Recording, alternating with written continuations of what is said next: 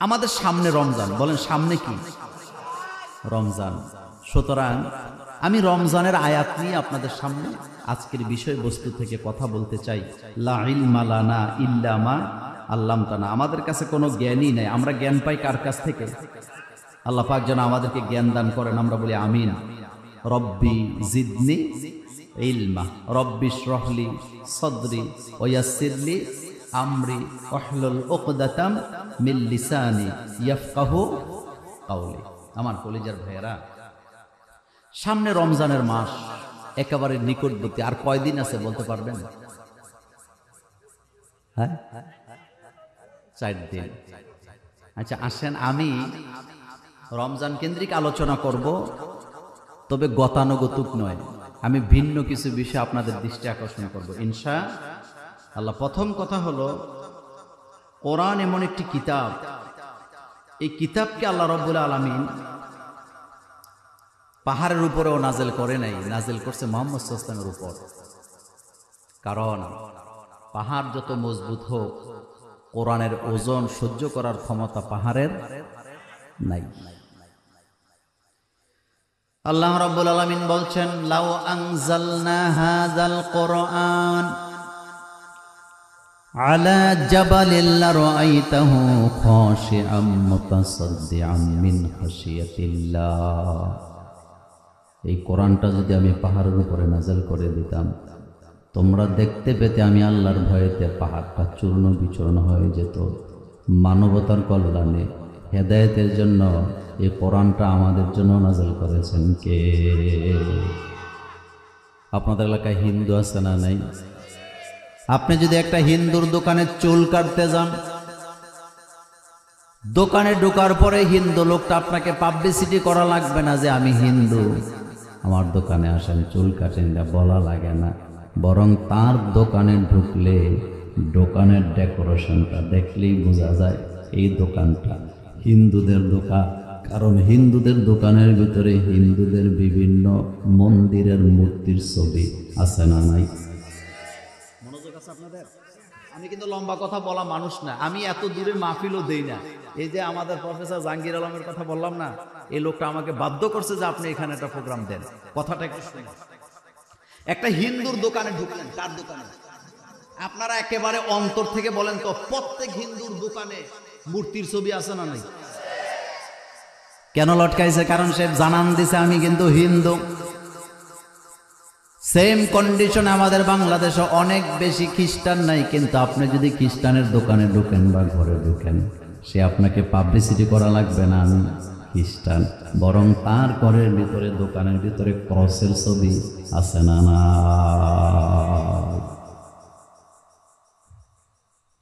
কিন্তু কষ্টের জ্বালায় বলি, হিন্দুরা যদি তাদের ছবি রেখা জানান দিতে পারে তারা হিন্দু ধর্মের লোক, খ্রিস্টানেরা যদি ক্রস লটকায় জানান দিতে পারে তারা খ্রিস্টান ধর্মের লোক, তাহলে আমরা যারা মুসলমান, আমাদেরও যেখানে যাই, যেভাবেই যাই না কেন, সব জায়গায় আল্লাহু আকবরের ধ্বনি দিয়া, আল্লাহর জিকির দিয়া এটা বুঝানোর দরকার আছে না নাই যে জমিন যার জিকিরও চলবে তা।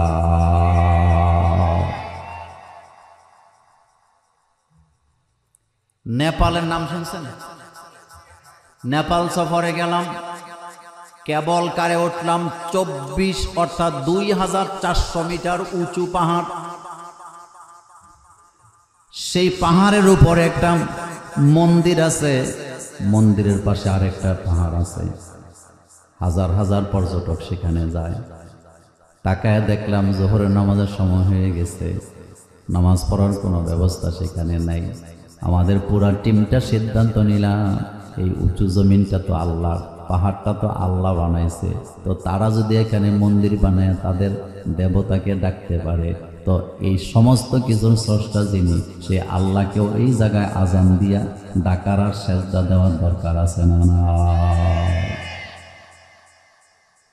ঘোষণা দিলাম এখানে আজান দেওয়া হবে। আরেকজন এসে বলতেছে, মোল্লা ভাই এই জায়গায় যদি আজান দেন, জীবনে তো এখানে কেউ আজান দেয় নাই, পাশেই তো মন্দির, আজান দিয়া কোন বিপদ পড়ে? আমি বললাম আল্লাহর আজান এই জায়গায় জীবনে হয়েছে আমার বিশ্বাস হয় না, এই জন্যই আজান দিয়া কিয়ামতের ময়দানে আল্লাহর আদালতে যখন দাঁড়াবো তখন বলবো আল্লাহ এই উঁচু জমিনে দাঁড়ায়া তোমার কথা মনে করেছিলাম, ওই জায়গায় তোমার নামের ধ্বনিটাই হওয়া উচিত ছিল, এই জন্য দুনিয়ার কাউকে ভয় করি নাই, তোমার নামের জিকির আর আজান দিয়া এটা সাক্ষী করে আসলাম, এই উসিলায় তুমি আমাকে মাফ করে দাও। আমাদের মধ্য থেকে একজন আজান দেওয়া শুরু করলো, চতুর্দিক থেকে লোকেরা ভিডিও করতেছে। বুঝেননি কথা? কি করতেছে? আমরা নামাজে দাঁড়াইছি, জামাতের সাথে নামাজ, সবাই দেখতেছে। নামার আগে একজন লোক বলতেছে আপনাদেরকে এই জীবনে দেখলাম এই জায়গায় 30 বছর যাবত চাকরি করি, কিন্তু উপরওয়ালার সেজদা দিতে এখানে কাউকে দেখি নাই, যারা আসে সবাই সেলফি তোলে, রং রং করে, কিন্তু আপনাদেরকেই দেখলাম এই জায়গায় আজান দিয়া নামাজ পড়লে, হাসি মুখে জানান দিলাম। বাংলাদেশে একটা কথা আছে, ডেকি স্বর্গে গেলেও জানায় দিলাম আমাদের কাজই হলো আমরা আল্লাহর গোলাম, যেখানেই যাব সেখানে আল্লাহর জিকির আছে না। তো একজন হিন্দু লোক যদি তার দোকানের মধ্যে জানান দিতে পারে যে এই দোকানটা হিন্দু মালিকের, একজন খ্রিস্টান যদি ক্রস লাগায় জানান দিতে পারে আমি খ্রিস্টান ধর্মের লোক, তাহলে আমরা যারা মুসলমান আমাদের আচার আচরণ, জিকিরে আচারে, লেনদেনে এটাও প্রমাণ করতে হবে আমরা আল্লাহ পাকের গোলাম, আমরা মুহাম্মদ সাল্লাল্লাহু আলাইহি ওয়াসাল্লামের উম্মত।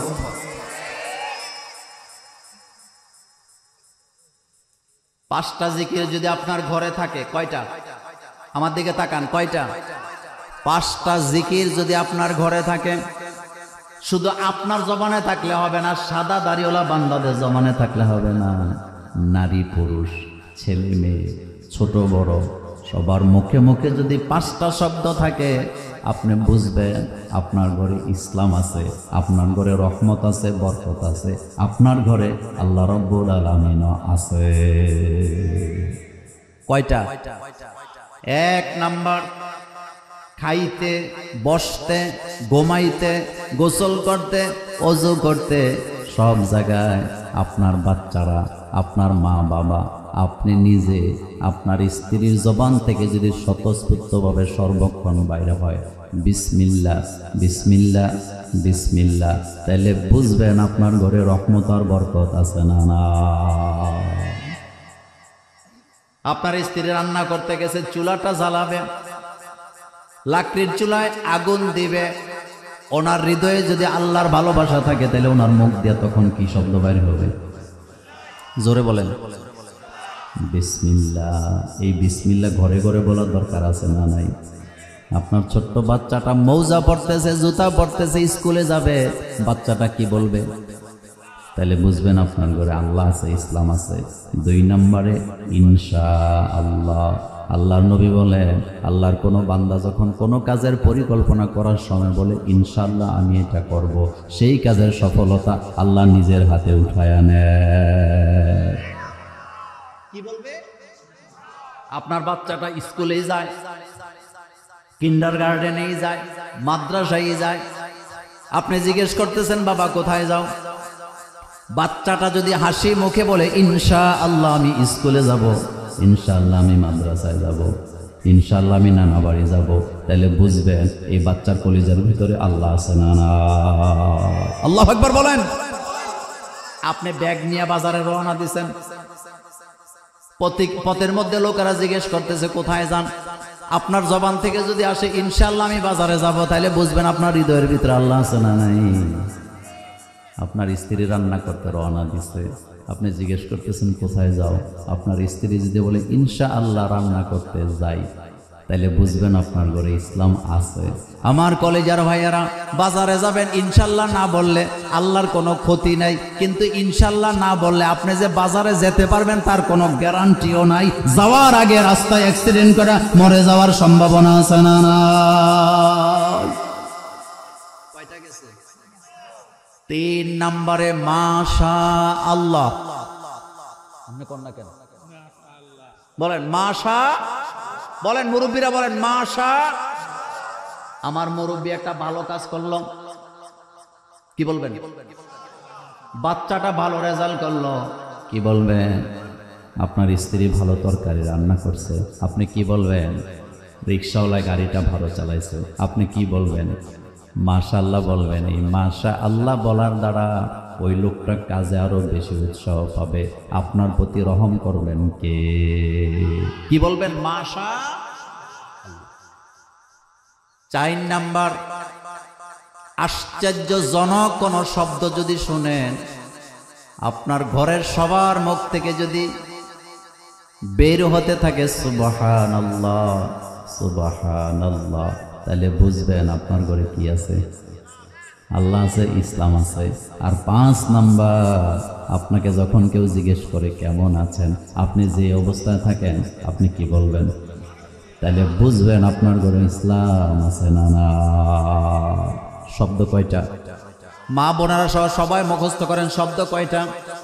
বিসমিল্লাহ, ইনশাআল্লাহ, মাশাআল্লাহ, সুবহানাল্লাহ, আলহামদুলিল্লাহ। আমার বেনাপোলের বাইরে এবার বলেন তো, এই সব 5টা শব্দের ভিতরে আল্লাহর নাম আছে না নাই?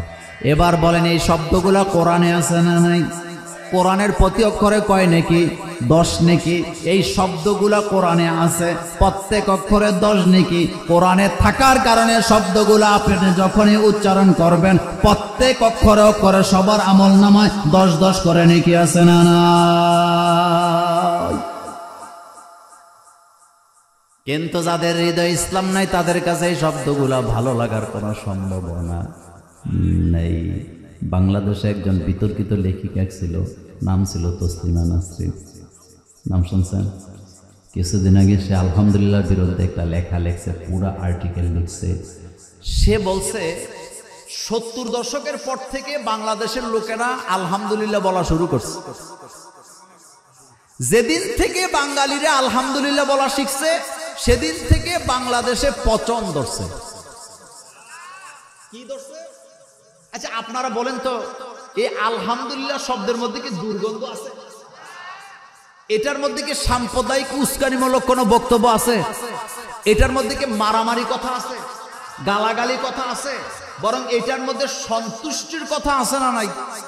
তো তার কাছে পচা পচা লাগে, কারণ সে নিজে পচে গেছে, এই জন্য আল্লাহর নামটা তার কাছে ভালো। কিন্তু বাতিল শক্তি ইসলামের বিরুদ্ধে যত লিখবে, যত বলবে, আমরা ইসলামের প্রচার আর আমল তত বাড়াইতে রাজি আছি না নাই? আরো জোরে বলেন, আছি না নাই? তাহলে এখন থেকে আমাদের ঘরে পরিবারে কয়টা শব্দ জোরে জোরে চলবে বলেন? এই জিকিরগুলা কার? 1 নাম্বার বলেন, বলেন 1 number, 2 number, 3 number, 4 number, 5 number আলহামদুলিল্লাহ। তামলাউল মিজান বানা হয়েছে। যেই ব্যক্তি শব্দগুলো বলবে, আমল নামাটা ভর্তি করে নেক দিবেন কে? আল্লাহ যেন আমাদেরকে কবুল করেন, আমরা বলি আমিন। এই পয়েন্টে কথা শেষ। এখন আসেন আমরা কোরআনুল কারীমের সূরা থেকে, সূরা বাকারা থেকে কথা শুনবো ইনশাআল্লাহ।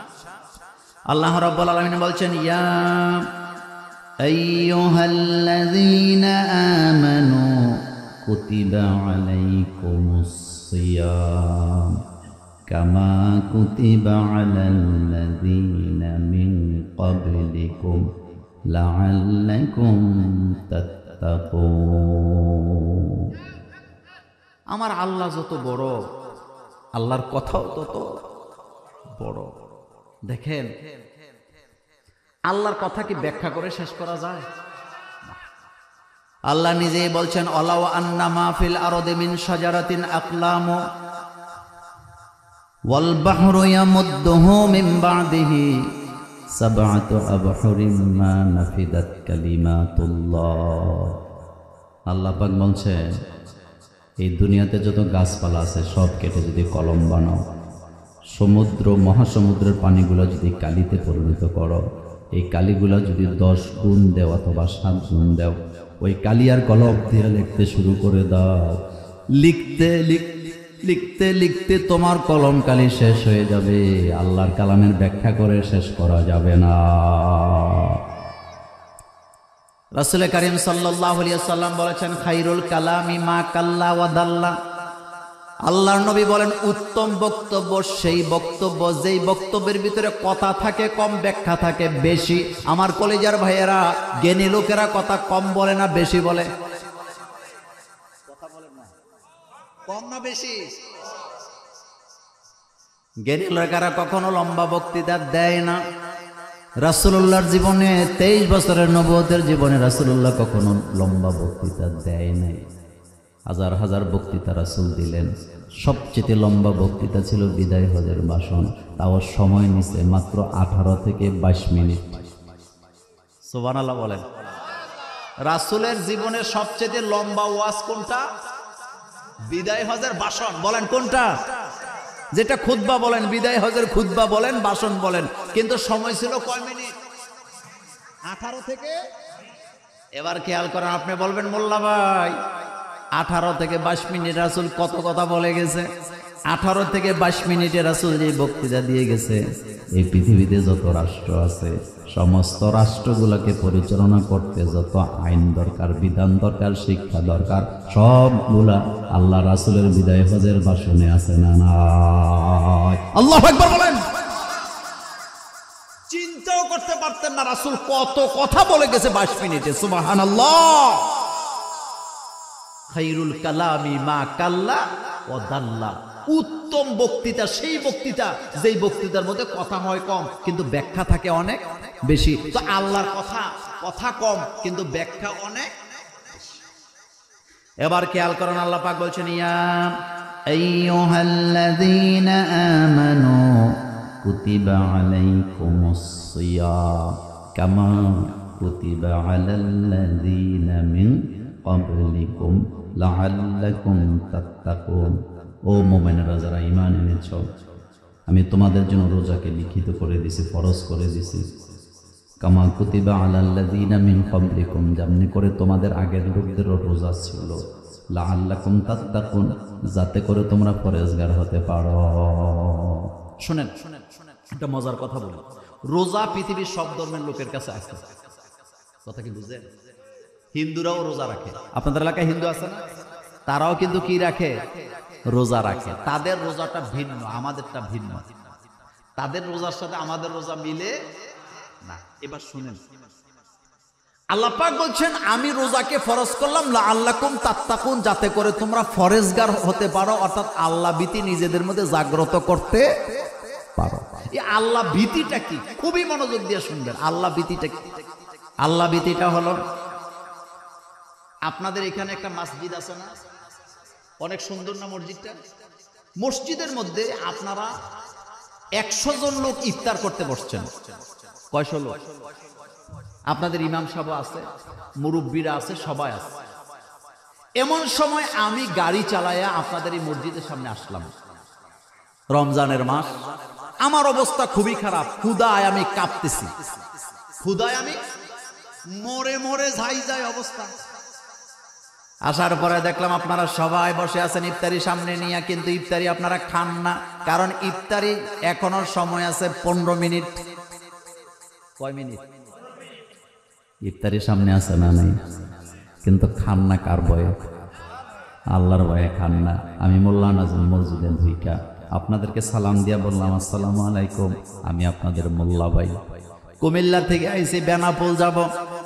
ক্ষুধার যন্ত্রণায় বাঁচি না, অন্য কোথাও যাই না। যেহেতু আপনাদের প্রধান বক্তা আমি, এজন্য আপনাদের মসজিদে আইছি। এখনো তো সূর্য ডুবে নাই, 15 মিনিট বাকি আছে, কিন্তু আমি তো বাঁচবো না, আমার মরা অবস্থা। আমার সৌজন্যে আমার অর্ডার, আমি মাসালা দিলাম, আমার সাথে আমার জান বাঁচাবার জন্য আপনারা আমার সাথে ইফতারিটা করেন 15 মিনিট আগে, কোনো সমস্যা নাই। আপনারা রাজি হইবেন? রাজি হবেন? আপনারা বলবেন মোল্লা ভাই আপনি যদি ক্ষুধার যন্ত্রণায় মরে যান অসুবিধা নাই, ইমাম সাহেবের রুমে যায় খান, কোনো সমস্যা নাই, কিন্তু আমরা তো আল্লাহর ভয়ে রোজা রাখছি। কার ভয়ে? সুতরাং আমাদের ইমানের মিটার এত উঁচু পর্যায়ে আছে। আপনি প্রধান বক্তা হন আর চতুর্থ বক্তা হন, লাভ নাই। আপনার কথা মতো রোজা ভাঙব না, কারণ রোজা রাখছি কার ভয়ে? আপনারা কি আমাকে ফাত্তা দিলেন? কার কারণে দেন নাই ভাই? বলেন জোরে, কার কারণে দেন নাই? আচ্ছা, আপনাদের এলাকায় এমনও কিছু নেতা ছিল না বা আছে না যারা মানুষের খালি দমকায়? চেয়ারম্যান আসেনি আপনাদের এলাকার? এরকম আপনাদের এলাকা আছে, এটা বলি নাই, যদি থেকে থাকে। উনি যদি আইসে আপনাদের এই ইফতারের 10 মিনিট আগে আসে, কয় মিনিট? 10 মিনিট আগে আইসা যদি বলেন আমি আপনাদের চেয়ারম্যান, আমার কথা মতো চলতে হবে, আমার কথা না শুনলে জন্ম নিবন্ধন পাবেন না, জন্ম সনদ পাবেন না, তো আমার ক্ষুধা লাগছে কিন্তু সূর্য ডুবে না, এখনো 10 মিনিট বাকি, আমার অর্ডার, ইফতার করো, যদি না করো প্রত্যেকের নামে 10টা করে মামলা দেওয়া হবে, এবার বোধহয় ইফতার করবেন। লাঠি?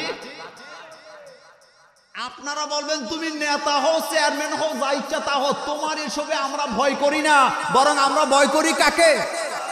মুরব্বীরা বলবে বেটা সারাদিন কষ্ট করে আল্লাহর ভয়ে রোজা রাখছি, তুমি 10 মিনিট আগে রোজা ভাঙাইতে আসছো, 10টা নয় 10 কোটি মামলা দিলেও আল্লাহ ছাড়া মানি না, রোজা এখানে আসি, রোজা ভাঙবো তখন সূর্য ডুববে যখন। কথা কি বুঝাইতে পারতেছি? আচ্ছা ঠিক আছে, আপনি মোল্লা নাজিমের কথা শোনেন নাই, চেয়ারম্যানের কথাও শোনেন নাই, কিন্তু আপনাদের এটা কোন থানা? প্রত্যেক থানা একজন করে ওসি আছে না নাই? ওসির কোমরের মধ্যে কি থাকে? যুবকেরা কথা কয় না। আপনাদের ওসি সাহেব যদি এবার পিস্তল হাতে নিয়ে লুট করে আইয়া ইমাম সাহেবের মাথার মধ্যে বন্দুকটা ধরে বলে এখনো 5 মিনিট বাকি আছে সূর্য ডোবার, কিন্তু সব জায়গায় তো আল্লাহর হুকুম মানা যায় না। শুনেন, সব জায়গায় আল্লাহর হুকুম মানা যায় না, আজকেও মানার দরকার নেই। সুতরাং আমি অর্ডার করছি ইফতারি করেন 5 মিনিট আগে, যদি না করেন সবার মাথার মধ্যে একটা করে গুলি মেরে দেন, এবার বোধহয় ইফতারি করবেন।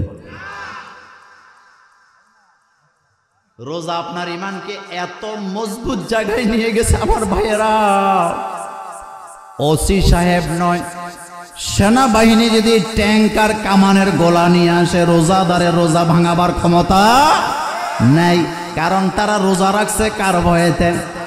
এখন আপনার কাছে আমি জানতে চাই, রোজা রাখলাম আল্লাহর হুকুম মাইনা, এখানে ওসি সাহেবের বন্দুক যদি আমার রোজা ভাঙাইতে না পারে, আল্লাহর হুকুম থেকে আমাদের সরাইয়া দিতে না পারে, রমজানের বাইরেও যদি আল্লাহর হুকুম মানার ব্যাপারে নিজেদের ইমানটাকে এতটা মজবুত করতে পারতাম, এতদিনে বাংলাদেশে কোরআনের রাজ কায়েম হয়ে যেত।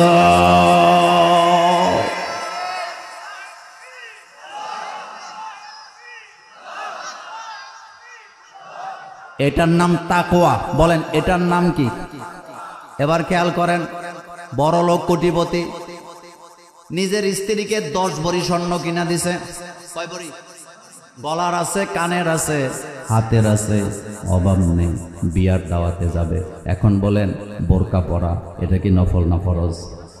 আরো জোরে বলেন। কিন্তু বোরকা পরে না, ছেলে মেয়ের স্কুলে নিয়ে যায় তখন কিন্তু বোরকা পরে, কিন্তু আজকে বিয়ের অনুষ্ঠানে যাবে, কমিউনিটি সেন্টারে যায় খাবে, এখন বোরকা পরে না। লোকেরা জিগায় তুমি তো সব সময় বোরকা পরো, কিন্তু বিয়ের অনুষ্ঠানে যাবা বোরকা পরো না কেন? এবার হাসি দিয়ে কয় যদি বোরকাই পরি তাহলে আমার জিনিসগুলা মানুষে দেখবো কেমনে? আপনারা কি আমার ভাষা বুঝেন? কি দেখবো কেমনে?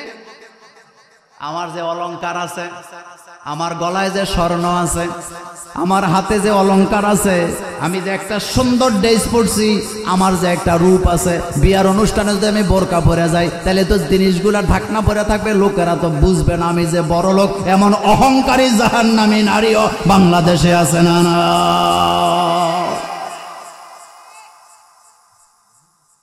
তাহলে বোঝা গেল তাকওয়া নাই। এবার আসেন আমি একটা মজার কথা কই, আমাদের বাংলাদেশে কিছু কিছু মা বোন আছে ফরজ রোজা রাখে, কিন্তু রাখতে যাইয়া পিরিয়ডের কারণে 3টা 5টা 7টা রোজা ভাঙা লাগে। এই রোজাগুলা না রাখা নফল রোজা নিয়ে টানাটানি করে এমন মা বোন আছে না? না, আজকে বাড়িতে যায় বলবে মোল্লা হুজুর বলে গেছে ফরজ রোজা যেটা ছুটে গেছে ওইটা মাপ নাই, ওটা কি করতে হবে? হয় কাজা করতে হবে, কাজা করার তৌফিক না থাকলে কাফারা দিতে হবে। অর্ডারটা কার? এখন কোরআনের দিকে তাকান, আল্লাহ পাক বলছেন ইয়া আইয়ুহাল্লাযীনা আমানু, ও মুমিনরা যারা ঈমান এনেছো, কুতিবা আলাইকুমুস সিয়াম, আমি তোমাদের জন্য রোজাকে ফরজ করছি, কামা কুতিবা আলাল্লাযীনা মিন ক্বাবলিকুম লাআল্লাকুম তাত্তাকুন, যেমনি করে তোমাদের পূর্ববর্তী লোকদের জন্য আমি রোজাকে ফরজ করছি। এবার আল্লাহ পাক বলছে, বান্দারে রোজার কথা শুনে ভয় পাইও না, ভয় পাওয়ার কোনো কারণ নাই। আইয়ামাম মা'দুদাত, অল্প কয়েকদিনের জন্য রোজা আমি দিছি। সুবহানাল্লাহ পড়েন। আইয়ামাম মা'দুদাত, অল্প কয়েকদিন, আসবে, চোখের পলকে চলে যাবে, তুমি টেরও পাবা না। কার কথা? আইয়ামাম মা'দুদাত। আল্লাহ বলতেছে বান্দারে এটা অল্প কয়েকদিন। সুবহানাল্লাহ পড়েন। আইয়ামাম মা'দুদাত, আল্লাহ এক মাসও বলে নাই, 30টা রোজাও বলে নাই, আল্লাহ বলছে অল্প কয়েকদিন। রোজার মাস তাড়াতাড়ি যায় না আস্তে আস্তে যায়? আমার কলিজার ভাইরা খেয়াল করেন, আল্লাহ পাক বলছেন আইয়ামাম মা'দুদাত, বান্দারে অল্প কয়েকদিনের জন্য রোজা দিলাম। এখন আপনাদের কাছে একটা প্রশ্ন, আমার বেনাপোলের ভাইয়েরা, রোজা 30টা ফরজ নাকি 1 মাস ফরজ?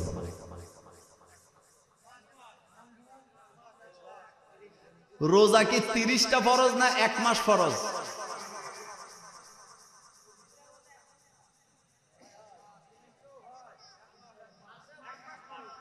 আপনারা প্রশ্ন বুঝেন আগে, আমি আবার বলি না, আমি আবার প্রশ্নটা করি, শুনেন, মজার কথা বলি।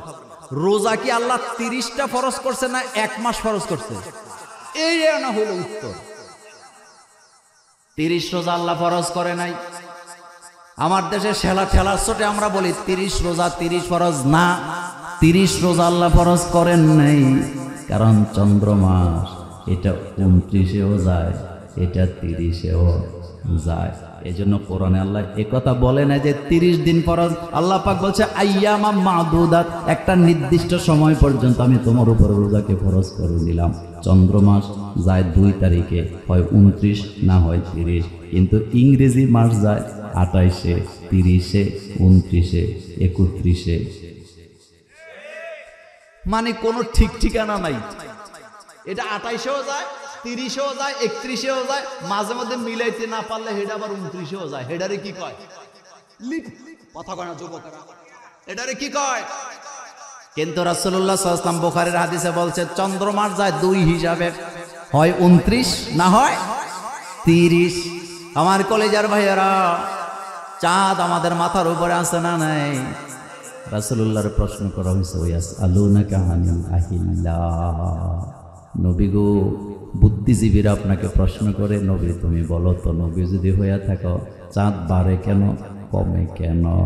নবী গো, কুল হিয়া মাওয়াকিতু লিন্নাস, তুমি জবাব দিয়ে দাও, আমি মানুষের জন্য চাঁদকে চিরস্থায়ী ক্যালেন্ডার হিসাবে আকাশের মধ্যে ঝুলাইয়া রাখছি, যাতে করে তারা দিন, মাস, সময়কে গণনা করতে পারে।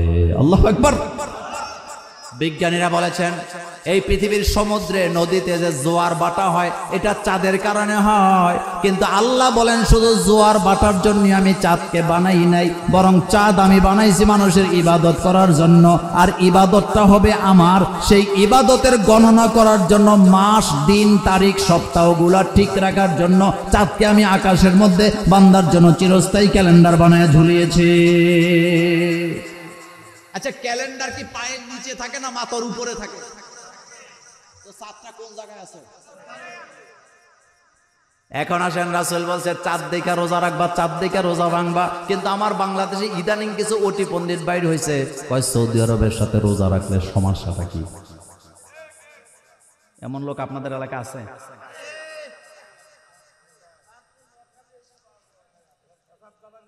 আছে না এরকম? আচ্ছা, আমি আপনাদেরকে একটু বলি, শুনেন।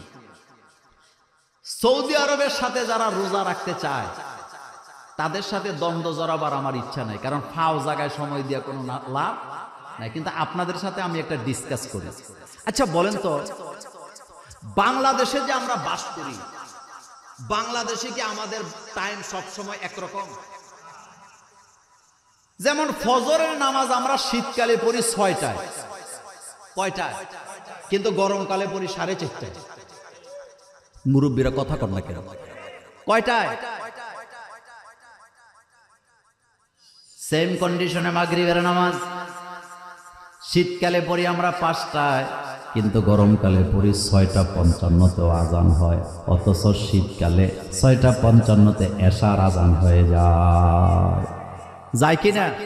যা। এবার শোনেন, আল্লাহ রাব্বুল আলামিন আমাদেরকে যে 5 ওয়াক্ত নামাজ দিলেন, আল্লাহ কি বলছেন এরকম যে ফজর পড়বা 6টায়, যোহর পড়বা 12টায়, আসর পড়বা 4টায়, মাগরিব পড়বা 5টায়, এরকম বলছে? সুবহানাল্লাহ পড়েন। আল্লাহ পাক আলামত বলে দিচ্ছে, যখন সূর্য হেলে যায় যোহর পড়বা, সুবহানাল্লাহ পড়েন। তাহলে সূর্য যদি হেলে যায়, এটা 11:55-তে হেলে গেলে বোঝা যাবে নামাজের টাইম হয়ে গেছে। আবার এখন সূর্য হেলে যায় 12:12 তাহলে বোঝা গেল ওই সময় আর এই সময় একরকম হতে।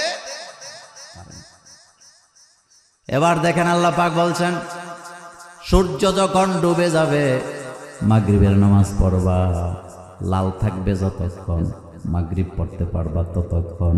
কিন্তু পশ্চিম আকাশটা যখন অন্ধকারে ছেয়ে যাবে তখনই এশার নামাজের সময় আছে না নাই? আবার রাত্র অন্ধকারে ছেয়ে আছে, এখন আর ফজর পড়া যাবে না। ফজর পড়তে হইলে পূর্ব আকাশটা একটু হালকা পরিষ্কার, যেটাকে সুবে সাদেক বলেন, এটা হওয়া লাগবে। আল্লাহ টাইম দেয় নাই। আল্লাহ বলছে আলামত দেখে দেখে বুঝবা নামাজের টাইম হয়েছে কিনা। সেম কন্ডিশনে আমরা বাংলাদেশে রোজা রাখি, সৌদি আরবের লোকেরাও রোজা রাখে, কিন্তু তাদের সাথে তো আমাদের নামাজের টাইমে মিল নেই, তো রোজা মিলব কেমনি? আচ্ছা বলেন তো, আমরা যখন মাগরিবের নামাজ পড়ি, সৌদি আরবের লোকেরা যদি তখন আমাদের সাথে তাল মিলাইয়া মাগরিব পড়ে, নামাজ হবে তো? কারণ তাদের এখনো সূর্য ডুবতে কয় ঘন্টা বাকি। খেলাটা কার? তোমার মতো এই তো ছোট্ট মাথা নারিকেলের মালা দিয়া তুমি মাথা এটা এতটুকু, এটা দিয়ে আল্লাহর সৃষ্টি জগৎকে বোঝার যোগ্যতা আমাদের। আমরা যখন ইফতার করি, সৌদি আরবের লোকেরা যদি আমাদের সাথে তাল মিলাই ইফতার করে, যে ফেসবুকের যুগ, 1 সেকেন্ডে খবর পাওয়া যায়, হোয়াটসঅ্যাপের যুগ, মেসেঞ্জারের যুগ, তো বাংলাদেশের লোকেরা যখন ইফতার করে তাদের সাথে আমরাও ইফতার করব, তাদের রোজা হওয়ার কোনো সম্ভাবনা আছে? তাহলে আমি কি কথা বুঝাইতে পারছি? রাসূল বলছে চাঁদ দেখে রোজা, চাঁদ দেখে ঈদ। বলেন, চাঁদ দেখে রোজা, চাঁদ দেখে ঈদ। আমার কলেজের বেড়ায় সেই কথাটা আল্লাহ পাক বলছেন আইয়ামাম মাদুদাত, অল্প কয়েকদিনের জন্য রোজাকে দিলাম। ফামান কানা মিনকুম মারিদান আও আলা সাফারিন ফাইদ্দাতুম মিন আইয়ামিন উখর। আল্লাহ রাব্বুল আলামিন বলছেন, কিন্তু বান্দারে এই সময়টার মধ্যে তোমরা যদি অসুস্থ হয়ে যাও, অথবা রোগা যদি হয়ে যাও, অথবা সফরে অবস্থায় যদি থাকো, তাহলে রোজাটা ওই সময় রাখতে হবে না, এটাকে রেখে দাও, ছেড়ে দাও, পরবর্তী সময়ে আদায় করে দেওয়া লাগবে। এটা কার কথা? গুরুত্বপূর্ণ মাসালা নোট করেন। আমাদের দেশের অনেক মায়েরা বোনেরা যে মাসিক হয়, মাসিক মিন্স হয়, যেটাকে পিরিয়ড বলেন, এই পিরিয়ডের সময় আমার মায়েরা বোনেরা রমজানে ওষুধ খাইয়া পিরিয়ড বন্ধ রেখে রোজাটা রাখে, যাতে রোজাটা ভেঙে না যায়। প্রশ্নটা হলো, কেউ যদি ট্যাবলেট খেয়ে তার মাসিককে বন্ধ করে বা রক্তস্রাবকে বন্ধ করে রোজা রাখে, তাইলে রোজা হবে নাকি হবে না? এটা হলো প্রশ্ন। কথা কি বুঝতেছেন? এবার শুনেন, খুবই গুরুত্বপূর্ণ কথা। রোজা রাখতে পারবে না তারা মাসিক যাদের শুরু হবে, রক্তপাত যাদের শুরু হবে, পিরিয়ড যাদের চলবে, পিরিয়ড অবস্থায় রোজা রাখতে পারবে না। কিন্তু কোন ওষুধ খেয়ে যদি রোজা, মানে ওষুধ খেয়ে যদি পিরিয়ডকে বন্ধ রেখে রোজা রাখে, রোজা হবে, তবে এটা শরীরের জন্য ক্ষতিকর। কথা কি বুঝে আসছে? রোজা কি কথা কয় না, রোজা হবে, কিন্তু শরীরের জন্য এটা কি? কারণ এটা মা হাওয়া আলাইহিস সালামকে দান করছে কে?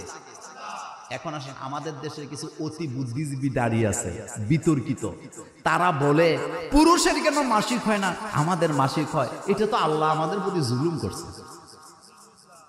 বোকা কোথাকার, মাথার মধ্যে কিছু নাই। আচ্ছা বলেন তো, মায়ের দাম বেশি না বাপের দাম বেশি? তো মা যদি বাপ ছাড়া মা হয়, এবার মায়ের দাম কত? তো আপনারা না বললেন মায়ের দাম বেশি। আপনাদের এলাকায় কোন মেয়ে যদি বাপ ছাড়া মা হয়, অর্থাৎ স্বামী ছাড়া মা হয়, দাম বাড়বো না কমবো? তা আপনারা যে বলেন বাপ মার দাম বেশি, মার সম্মান বেশি। কি বেশি? শোনেন, এই মাসালা, এই হাদিসটা আমি বুঝতাম না। হাদিসটা কি? কোন এক ব্যক্তি রাসূল সাল্লাল্লাহু আলাইহি ওয়াসাল্লামকে জিজ্ঞেস করলেন যে রাসূল গো, আমি অমান আহাক্কু বিহুসনি সাহাবাতি, আমি আমার উত্তম আচরণটা কার সাথে করব? রাসূল বলেন উম্মুকা, তোমার মায়ের। কিলা সুম্মা মান, এরপরে জিজ্ঞেস করা হলো রাসূল তারপরে কে? রাসূল বলেন তোমার মায়ের, উম্মুক। এরপরে আবার বলা হলো কিলা সুম্মা মান, ক্বালা উম্মুক। কয়বার? চতুর্থবার যখন জিজ্ঞেস করছেন, রাসূল বললেন আবুকা, তোমার বাবা। এই হাদিসটা আমি ছাত্র জীবনে পড়ছি কিন্তু বুঝি নাই। এই হাদিসটা আমি বুঝছি তখন ডক্টর জাকির নায়েকের একটা লেকচার শুনছি। যখন জাকির নায়েকের নাম শুনছেন?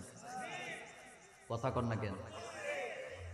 এবার শুনেন, ডক্টর জাকির নায়েক কি চমৎকার একটা ব্যাখ্যা দিছে। ডক্টর জাকির নায়েকের মাথাটা হলো একটা কম্পিউটার। মাথাটা একটা কি? কম্পিউটার। উনি বললেন যে শুনেন, রাসূল যে বললেন তিনবার তোমার মায়ের, তোমার মায়ের, তোমার মায়ের, 4 নম্বরে যায় বলেন তোমার বাপের। তার মানে মা সন্তান জন্ম দিতে যাইয়া যে কষ্টটা করছে, যে পরীক্ষাটা দিছেন, এজন্য প্রথম পুরস্কার আল্লাহ মাকে দিছে, দ্বিতীয় পুরস্কার আল্লাহ মাকে দিছে, তৃতীয় পুরস্কার আল্লাহ কাকে দিছে? আচ্ছা বলেন তো, নরমালি পুরস্কার হয় কয়টা? 3টা। কিন্তু বাপেরে নামটা শুধু রাখছে, যেহেতু বাপেও কামাই রুজি করে খাওয়ায়। এখন আপনাদের কাছে জানতে চাই, জান্নাত বাপের পায়ের নিচে না মায়ের পায়ের নিচে? তো যেই মায়ের পায়ের নিচে জান্নাত, সেই মা সন্তান জন্ম দিতে হইলে, সম্মান পাইতে হইলে কিছু কষ্ট করা লাগে নাকি লাগে না? ইংরেজিতে একটা কথা আছে, নো রিস্ক নো গেইন। আপনি যদি রিস্ক নাই নেন, আপনি সফলতা অর্জন করার কোনো সম্ভাবনা। আচ্ছা, ব্যবসা দিলে কি শুধু লাভই হয় নাকি লস হয়? তো আপনি যদি চিন্তা করেন যে ব্যবসা দিলে যদি লস খাই, তাহলে তো আমি দেউলিয়া হয়ে যাব, ব্যবসা করবই না, আপনি জীবনও বিজনেসম্যান হওয়ার সম্ভাবনা নাই। একজন মাকে আল্লাহ এত সম্মান দিবেন, যার কারণে মায়েরা যাতে বাচ্চা জন্ম দিতে পারেন, ধারণ করতে পারেন, সেজন্য আল্লাহ পাক একটা পরিস্থিতি দিলেন। গর্ভপাত হওয়া, অর্থাৎ গর্ভে ধারণ করার আগে নর্মাল একটা সিস্টেম, তাকে মাসিক হইতে হয়। ডাক্তাররা বলেছেন এই মাসিক না হলে ডিম্বাণুর মুখ খুলে না, ডিম্বাণুর মুখ না খুললে শুক্রাণু ডিম্বাণুর ভিতরে যায় না। আল্লাহ বলছে ফি করারিম মাকিন। সুতরাং ডিম্বাণুতে যদি শুক্রাণু না যায় তাইলে তো বাচ্চা হবে না। এই জন্য মাসে মাসে মাসিকের মাধ্যমে ডিম্বাণুর মুখটাকে, দরজাটাকে খুলে রাখেন, তিনি যেন মা হতে পারেন। এই ব্যবস্থা যিনি করেছেন তার নাম কি? এই জন্য তো মায়ের সম্মান বেশি। তো এই মাসালা শেষ। কোন মা যদি ওষুধ খেয়ে বন্ধ রেখে মাসিক রোজা রাখে, রোজা কি হয়ে যাবে, কিন্তু শরীরের জন্য এটা ক্ষতি, কারণ এই রক্তগুলা চলে যাওয়াটাই মায়েদের জন্য কি উত্তম এবং তাদের শরীরের জন্য ভালো। এখন আসেন একটা গুরুত্বপূর্ণ কথা, সেটা হলো আপনার আব্বা আম্মা দাদা দাদি ঘরে অসুস্থ লোক আছে, তারা রোজা রাখতে পারে না, ভবিষ্যতেও তারা রোজাটা রাখতে পারবে তার কোনো সম্ভাবনা নেই। তাইলে আপনি তাদেরকে ফিদিয়া দিবেন, অর্থাৎ কাফারা দিবেন। কি দিবেন? ফিদিয়াতুন তাআমু মিসকিন। ফিদিয়া হলো মিসকিন খাওয়াবেন। এখানেও মিসকিনের কথা চলে আসছে আমার কলিজার ভাইয়েরা। মিসকিন খাওয়াবেন, আমি আপনি যেমন খান মিসকিনের জন্য আপনি তেমন খাবারের ব্যবস্থা করবেন। তবে খবরদার, আপনাদের বেনাপোলে রোজার কাফারা দেয় এটা আমি জানি, কিন্তু নামাজের কোনো কাফফারা কিন্তু নাই। রোজার কাফফারার উপরে গ্যাস কইরা নামাজের কাফফারা দেওয়া যাবে না। আপনি বলবেন মোল্লা ভাই দিলে সমস্যা কি? অবশ্যই সমস্যা আছে। যে রোজার কথা আল্লাহ কোরআনে 5 বার বললেন, সে আল্লাহ পাক রোজার কাফফারার কথাটাও বলে দিলেন, কিন্তু নামাজের কথা বললেন 82 বার। এক জায়গায় আল্লাহ নামাজের কাফফারার কথা বলে নাই। এটার দ্বারা বোঝা যায় নামাজের কোনো কাফফারা হয় না। নামাজের কাফফারা নামাজ, নামাজের কাফফারা নামাজ, নামাজের কাফফারা নামাজ। সমস্ত ইমামেরা এই মাসালায় একমত, যারা নামাজ পড়ে না তাদের ঈমান নাই। মান তারাকা সালাতান মুতাআম্মিদান ফাকাদ কাফারা। যারা এক ওয়াক্ত নামাজ ইচ্ছা করে ছেড়ে দিল তারা কুফরি করলো কার সাথে?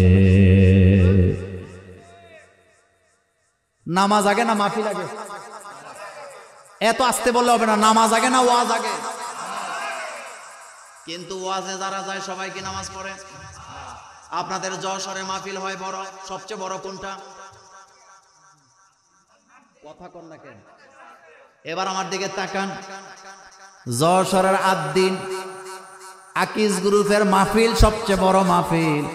তো বড় মাহফিলে তো বড় বড় বক্তারে আসবে, এটাই স্বাভাবিক। আসরের নামাজের পরে কথার কথা বলি, আসরের নামাজের পরে ভাইরাল বক্তা আমির হামজা ওয়াজ করবে। মাঠ লোকে লোকারণ্য। আসরের নামাজ থেকে মাগরিব পর্যন্ত আমির হামজা ওয়াজ করছে। ওয়াজ করার পরে মাগরিবের নামাজের টাইম হয়েছে। কমিটি ঘোষণা দিছে এখন মাগরিবের আজান হবে, আজানের পরে নামাজ হবে। কিন্তু নামাজের পরে আরো ভাইরাল বক্তার ওয়াজ আছে, সেটা হলো ডক্টর মিজানুর রহমান আজহারি। এখন লোকেরা সিদ্ধান্ত নিচ্ছে আমির হামজার ওয়াজ শুনলাম, আজহারিটা তো ছাড়া যাবে না। আজান হইল, মাঠের মধ্যে লক্ষ লক্ষ মানুষ। আপনি গেলে দেখবেন 5 ভাগের 1 ভাগ লোকেরা নামাজ পড়ে, বাকি 4 ভাগ রাস্তায় রাস্তায় ঘুরে ততক্ষণ নামাজ শেষ হয় না যতক্ষণ। এই দৃশ্য আমার বাংলাদেশের ওয়াজগুলোতে আছে না? না,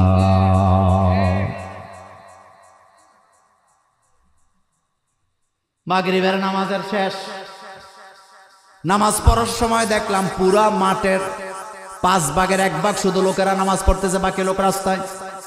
যেই মাত্র নামাজ শেষ ঘোষণা হলো এখন ডক্টর মিজানুর রহমান আজহারি ওয়াজ করবে, আবার লোকজন এসে ভর্তি, এখন আর জায়গা নাই। তাহলে আপনার কাছে আমার প্রশ্ন, এই লোকগুলা যে নামাজ পড়লো না, এই মাহফিল শুনে কোনো লাভ আছে? ইসলাম আর মুসলমান তো শোনার নাম নয়, বরং মানার নাম ঈমান। শুধু শোনার নাম ঈমান না। আল্লাহ বলছে সামিয়ানা ওয়া আতানা। যারা বলল আমরা শুনলাম এবং মানলাম, আল্লাহ বলেন আমি তাদেরকে মাফ করে দিলাম। শুধু কি শুনলে হবে না, মানতে হবে? আবু তালিব শুনছে কিন্তু মানে নাই। আবু জহিল্লা শুনতো কিন্তু মানত না। আমার কলেজার ভাইয়েরা, আবু তালিব রাসূলুল্লাহর কাছাকাছি থাকে। আল্লাহ রাসূল জেলে গেছে শিবে তালিবে, আবু তালিব জেলখানায়। মৃত্যুর আগে রাসূলুল্লাহ সাল্লাল্লাহু আলাইহি ওয়াসাল্লাম চাচারা যায়, চাচা সারা জীবন আমাকে ভালোবাসছো, আমার কাছাকাছি ছিলা, কিন্তু এই কাছাকাছি থেকে তো জান্নাত পাওয়া যাবে না। আমার কথা শুনছো, শোনার দ্বারা জান্নাত পাবা না, তোমাকে তো ঈমান আনতে হবে। কি করতে হবে? এবার আবু তালিব কয় বাতিজা ঈমানের কথা বাদ। রাসূল কয় চাচা একটা বার শুধু বলো লা ইলাহা ইল্লাল্লাহ মুহাম্মাদুর রাসূলুল্লাহ। চাচা কয় একবার বলো। চাচা রাজি হইছে। চাচা কয় বাতিজা মৃত্যুর আগে নিজের ধর্মের মধ্যে চুলকানি মারবো না, কারণ লোকেরা আমাকে লাঞ্ছিত করবে, অপমানিত করবে। আল্লাহ নবী কয় চাচা তুমি যদি কালিমা না পড়ে মারা যাও জাহান্নামে যাবা, জাহান্নামের আগুনে তোমাকে জ্বলতে হবে। চাচা আমি বাতিজা হিসাবে আমি কষ্ট পাবো। এবার আবু তালিব কয় বাতিজা আমি যদি কালিমা পড়ি, মক্কার বড় বড় শিক্ষিত লোকের আমাকে বৎসনা দিবে, আমাকে নিয়ে হাসাহাসি করবে, আমাকে লজ্জা দিবে। রাসূল কয় চাচা গো, তারা দিবে লজ্জা আর আল্লাহ দিবে জাহান্নামের আযাব, তুমি কোনটা নিতে চাও? এবার সে ডাইরেক্ট জানায় দিয়েছে মুহাম্মদ শোনো, আমি মানুষের মুখের থেকে লাঞ্ছিত হওয়ার চাইতে জাহান্নামের আগুনকে নিজের জন্য পছন্দ করি। কপালে হেদায়েত। এবার রাসূল চাচার ডান দিক দিয়ে গেছে, যায় বলতেছে চাচা ঠিক আছে, জোরে জোরে কালিমা বলার দরকার না, তুমি কালিমাটা পড়ো, আমি কারো কাছে বলবো না। চাচা কয় না এটাও পারবো না। এবার রাসূল কয় চাচা গো ঠিক আছে, আমি কালিমাটা পড়ি, তুমি আমার সাথে ঠোঁট মিলাও। বুঝেন কথা? তুমি আমার সাথে, বুখারীর হাদিস, এটা কিতাবুত তাফসীর। চাচা গো আমি কালিমাটা পড়ি, তুমি আমার সাথে ঠোঁট মিলাও। কিয়ামতের ময়দানে আল্লাহকে বলবো, আল্লাহ আমি যখন কালিমা পড়তেছিলাম আমার চাচা আমার সাথে ঠোঁট মিলাইছে, তার মানে কালিমা পড়ছে, আমি দেখছি আমার চাচা কালিমা পড়ছে, আমার চাচারে মাফ করে দাও। এবার আবু তালিব কয় ভাতিজারে এটাও আমার দ্বারা সম্ভব না। রাসূল কাঁদতেছে, বাম পাশে যায়, বাম দিকে গেলে আবু তালিব ডান দিকে তাকায়, ডাইনে গেলে বামে তাকায়। এবার রাসূল কাঁদতেছে, আল্লাহ রাব্বুল আলামিন কোরআনের আয়াত দিয়ে জিবরাইলকে পাঠায়, কয় জিবরাইল আমার নবী কাঁদে, কিন্তু আমার নবীকে জানায়া দাও, ইন্নাকা লা তাহদি মান আহবাবতা ওয়ালাকিন্নাল্লাহ ইয়াহদি মান ইয়াশা। হাবিব আপনি কান্নাকাটি করেন না, আপনি ভালোবেসে কাউকে হেদায়েত দিতে পারবেন না, কারণ হেদায়েতের চাবিটা কার কাছে। মনে কষ্ট পায়েন না। আজকের এই কোরআনের মাহফিল 20 কিলোমিটার দূর থেকে গাড়ি ভাড়া দিয়ে মাহফিল শুনতে আসছে এমন আল্লাহর বান্দা আছে না নাই? আবার বাড়ির কাছে মাহফিল, দোকান থেকে আড্ডা মাইরা পেঁয়াজু কিনা বুট কিনা বাড়িতে চলে গেছে এমন কপাল পরা মুসলমানও আছে না নাই? কপালে হেদায়েত নাই। এই যে মানুষেরা মসজিদে আসে না, মসজিদওয়ালা বাড়ির লোক এমন আছে না নাই? আমার কলেজার ভাইয়ারা, আমরা তো আফসোস করে বলি আহারে বাড়ির কাছে মসজিদ, কিন্তু মসজিদে আসে না, লাভ নাই, কারণ হেদায়েতটা দেয় কে? আপনাদেরকে একটা মজার কথা শোনাই। ড্রাইভার আর মালিক গাড়ি চালায় যাচ্ছে বেনাপোলের রাস্তা দিয়া, যাইতে জোহরের নামাজের একামত চলতেছে, রাস্তার পাশে মসজিদ। গাড়িটা থামাইয়া ড্রাইভার বলতেছে মালিক রে, স্যার একামত চলতেছে, জামাতের সাথে নামাজ না পড়লে শান্তি লাগে না, আমি নামাজে গেলাম। মালিক তো নামাজে যাই নাই, উল্টা বলতেছে যা তাড়াতাড়ি নামাজটা পড়ে আসিস, আমার অনেক কাজ আছে। কোথায় গেছে? আর মালিক যায় নাই। তো আপনারা যে নামাজে ঢুকেন, নামাজে ঢুকার পরে ইমাম যদি লম্বা কেরাত পড়ে, আপনাদের কিছু করার আছে? মালিক তো বলে দিছে তাড়াতাড়ি আইস, কিন্তু ইমাম সাহেব তো লম্বা কেরাত পড়ার কারণে নামাজটা লম্বা হয়ে গেছে। আসার পরে মালিক চোখ রাঙ্গায় বলতেছে, আগেই বলছিলাম তাড়াতাড়ি আসবি, এতক্ষণ লাগে নাকি নামাজ পড়তে, আসবি না কেন তাড়াতাড়ি, আমার কাজ আছে। বলার সাথে সাথে ড্রাইভার ফেল করে তাকায় বলতেছে, স্যার একটা কথা বলি, যদি মনে কষ্ট না পান। মালিক বলতেছে কি কথা বল, কষ্ট নেব না। ড্রাইভার বলতেছে, স্যার আপনি যাকে অপছন্দ করেন তারে কি আপনার ঘরে ঢুকতে দেন? আপনার কি আমার ভাষা বুঝেন? স্যার আপনি যাকে অপছন্দ করেন তারে কি আপনার ঘরে ঢুকতে দেন? মালিক কয় না, যারে অপছন্দ করি তারে তো আমার ঘরে ঢুকা তো দূরের কথা, আমার দরজার গেটেই তো আসতে দেই না। এবার ড্রাইভার বলতেছে, স্যার মনে কষ্ট নিয়েন না, আপনি যেমন অপছন্দ লোককে আপনার ঘরে ঢুকতে দেন না, আমি যেই ঘরে নামাজ পড়তে গেছি সেই ঘরের মালিকের অবস্থা হচ্ছে তিনিও যারে অপছন্দ করে তারে তার ঘরে ঢুকতে দেয় না, কিন্তু যারে পছন্দ করে ঢুকায় তারে নিজের ইচ্ছা মতো বের হইতে দেয় না। তিনি যখন বের হওয়ার জন্য অর্ডার করে তখনই বাইর হইতে হয়, 1 সেকেন্ড আগেও বের হওয়া যায় না। আল্লাহু আকবার। এই বাড়িটার নাম কি? এই বাড়িটার নাম কি আপনাদের? রয়্যাল সাহেবের বাড়ি। রয়্যাল সাহেবের বাড়ির পাশে একটা মসজিদ আছে। রয়্যাল সাহেবের পরিবারের আত্মীয় স্বজনেরা যশোরে বেড়াইতে গেছে। বেড়াইতে যাওয়ার পর লোকেরা জিজ্ঞেস করে, আপনাদের বাড়ি কই? অমুক জায়গায়। কোন বাড়ি? রয়্যাল সাহেবের বাড়ি, মসজিদওয়ালা বাড়ি। আমাদের বাড়িতে একটা এতিমখানা আছে, মসজিদ আছে, মসজিদওয়ালা বাড়ি আমাদের। আমাদের দেশে কিছু লোক আছে বিভিন্ন জায়গায় আত্মীয়তা করতে যায়। পান্তাপাড়া গ্রামের লোকেরা গেছে আরেক গ্রামে আত্মীয়তা করবে। লোকেরা জিজ্ঞেস করছে তোমাদের বাড়ি কই? কয় পান্তাপাড়া। কোন বাড়ি? কয় মসজিদুল্লাহ বাড়ি। কিন্তু আফসোসের ব্যাপার হলো আত্মীয়তা করতে গেলে, দূরে কোথাও গেলে গর্ব করে পরিচয় দেয় আমার মসজিদুল্লাহ বাড়ি, অথচ ফজরের নামাজ, জোহর, আসর, মাগরিব, এশা 5 বেলা মসজিদে আজান হয়। জামাত হয়, কিন্তু মসজিদুল আমারের মানুষগুলা মসজিদে পাওয়া যায় না, এমন বাটপার আছে না? না, আপনাদেরকে কিন্তু বলিনি। আবার মসজিদুল আমারের লোক মসজিদে যায় নামাজ পড়ে না, এমন বাটপার আছে না নাই? আবার গর্ব করে বলে আমরা মসজিদুল্লাহ বাড়ির লোক। আমি বলি বেটা, মসজিদুল্লাহ বাড়ির লোক হইলে নামাজ না পড়া যদি জান্নাতে যাওয়া যাইতো, তো আবু জহিল্লাই কি দোষ করছে?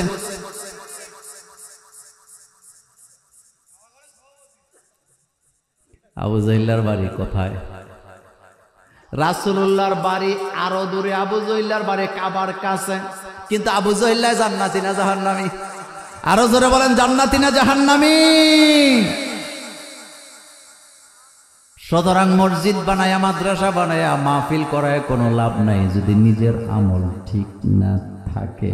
কপালে দুর্গতি আছে না? না। আমার কলিজার ভাইয়েরা, কথা লম্বা করতে চাই না, সামনে চলে দিতে। তাই আল্লাহ পাক বলছেন, লা ইউকাল্লিফুল্লাহু নাফসান ইল্লা উসআহা লাহা। বান্দারে, তোমার কষ্ট হবে এমন কোনো আইন বিধান আমি তোমার জন্য দেই নাই। তোমার জন্য সবকিছু সহজ করে দিছে কে? আমার কলেজার ভাইয়ার, আল্লাহ পাক বলছেন আইয়ামাম মাদুদাত, রোজা আসবে, রোজা চলে যাবে। ফামান কানা মিনকুম মারিদান আও আলা সাফারিন ফাইদ্দাতুম মিন আইয়ামিন উখর। তোমাদের মধ্যে এই রোজার সময়টাতে যদি অসুস্থ থাকো অথবা সফরে থাকো, রোজাটা পরবর্তী সময় রাখবা। ওয়া আলাল্লাযিনা ইউতিকুনাহু ফিদিয়াতুন তুআমু মিসকিন। আর রমজানের কাফারা হলো মিসকিনকে খেতে দেওয়া। জোরে বলেন, কাকে খেতে দেওয়া? আপনার আব্বা রোজা রাখতে পারে না, আম্মা রোজা রাখতে পারে না, দাদা দাদি রোজা রাখতে পারে না, ঘরে অসুস্থ রোগী আছে রোজা রাখতে পারে না, ভবিষ্যতেও রাখতে পারবে না। তারা ফিদিয়া দিবে। ফিদিয়া বলে মিসকিন খাওয়াবেন। তার মানে আপনি নিজে খাবেন গরুর গোশত, মাছ, আর মিসকিনরে খাওয়াবেন আলুর ডাল। কথা কন না কেন? একই বলেন, বলেন একই খাওয়াইনি।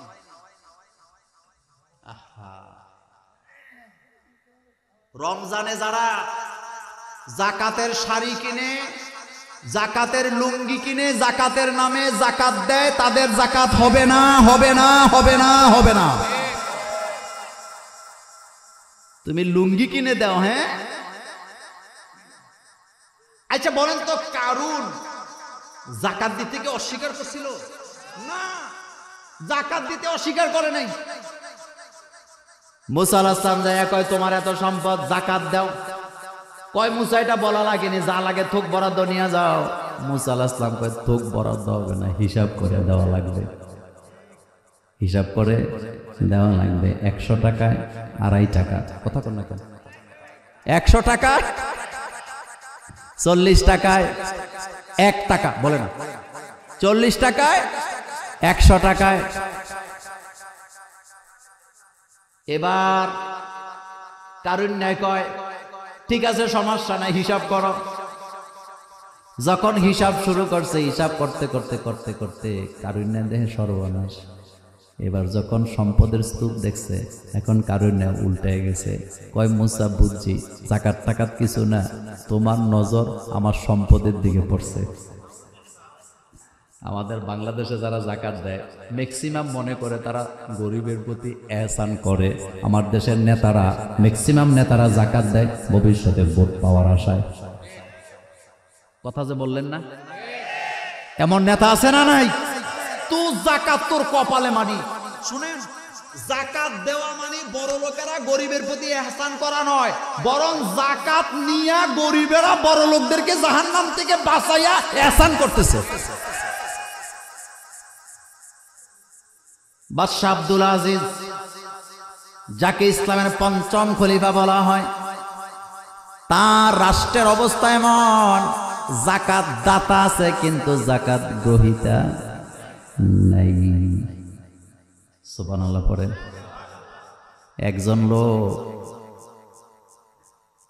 জাকাতের স্বর্ণ অলংকার টাকা পয়সা পোটলা করে নিয়ে রাস্তা রাস্তায় ঘুরতেছে, গরিব কোথায় পাওয়া যাবে দেওয়ার জন্য, পায় না।